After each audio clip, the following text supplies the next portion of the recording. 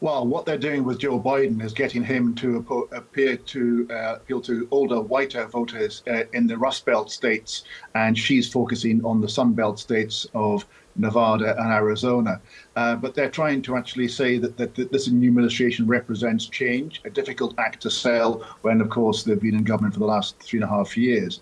But they're pushing the message that what they can do is focus on the economy, focus on the standard of living, because most opinion polls suggest that the economy and the impact of inflation is the most important issue in this election. What campaign tactics is Kamala Harris using to get ahead of Donald Trump, and do you think they're working? Well, what we've seen is that Harris's campaign has absolutely reversed the terminal decline that the Democratic Party were in after the debate between Biden and Trump. And so what she's done is got back to level pegging. So it really is on a knife edge. And what she's doing is saying that I represent both the future, not going back to Make America Great Again, the 1950s vision of an idealized America that Trump portrays. So it's about pushing that issue. It's about pushing reproductive health issues as far as women are concerned.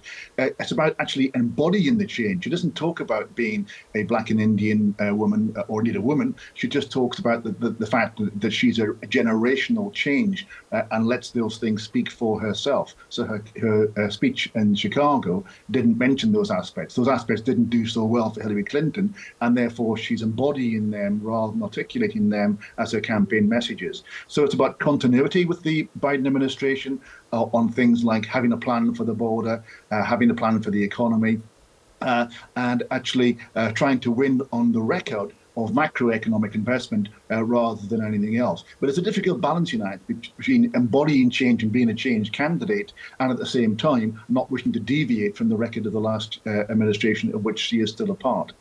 Is it all rattling Donald Trump a bit, though? We haven't heard from him as much as we would expect at this stage of the race.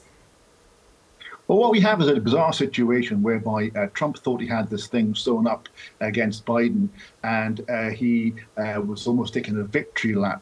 He seems to be wrong-footed by the fact that this has this much younger candidate who was also black and a woman, and those things he doesn't quite know how to deal with them. So he's involved in a lot of unseemly messaging, and on his Twitter or his social media accounts, some really extraordinarily vulgar things that he's saying and reposting against her.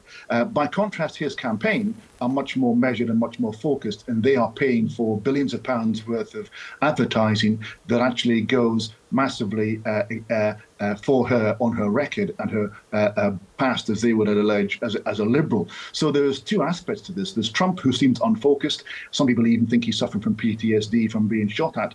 Others say that actually he just doesn't know how to deal with this new candidate.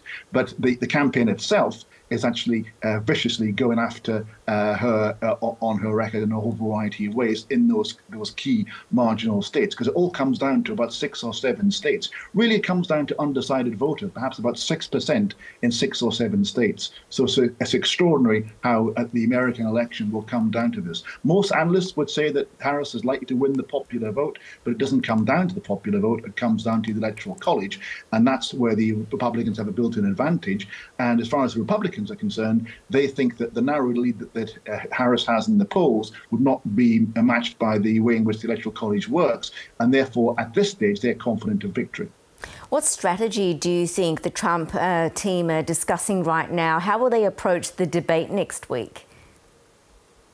Well, again, there's much riding on this. I mean, presidential debates have never had such focus and will never get such audience, given the last one effectively did for one of the candidates and unsettled and wrong-footed the other candidate. So there will be focused on not giving any sound bites to the opposition. So I imagine that both sides will play a cautious approach, that there may be an attempt to actually goad Trump to say things inappropriately, as he's saying on social media, by the Democrats.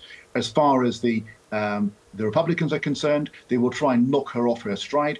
Trump is an aggressive debater. He walked behind and stood behind Hillary Clinton to put her off her stride when she was debating him in 2016.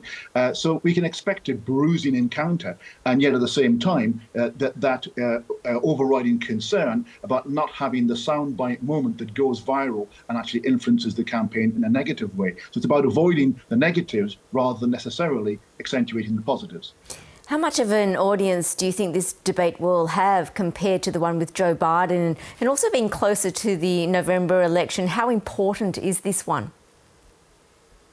Yeah, as I say, I mean, we had 44 million people watch the last one, which is actually up on previous debates. But actually, given the fact that Trump is a pugilist, given the fact that this campaign is nastier than ever, people will be watching it almost as a blood sport. In terms of what they expect from it. They'll be looking for the gaffes, they'll be looking for the intonation. And, frankly, as a consequence of this debate has an outsized influence in the possible way in which the campaign plays going forward from here, because of the fact that there is only one debate agreed, and that it's so close to the election, and that actually we have two candidates who've never yet met each other. I mean, they've never actually been in the same room together. So the personal chemistry that we can expect between these two will be interesting. We know that Harris is actually practicing someone who's wearing 3-inch lifts, wearing ill-fitting suits and long ties and orange makeup to make her be familiar with the spectacle of actually dealing with Trump in person, as well as the debating style. So it's extraordinary the preparations that have gone into this debate to actually simulate the encounter between these two individuals. We look forward to it. Professor David Dunn, always good to get your thoughts. Thank you. Always a pleasure.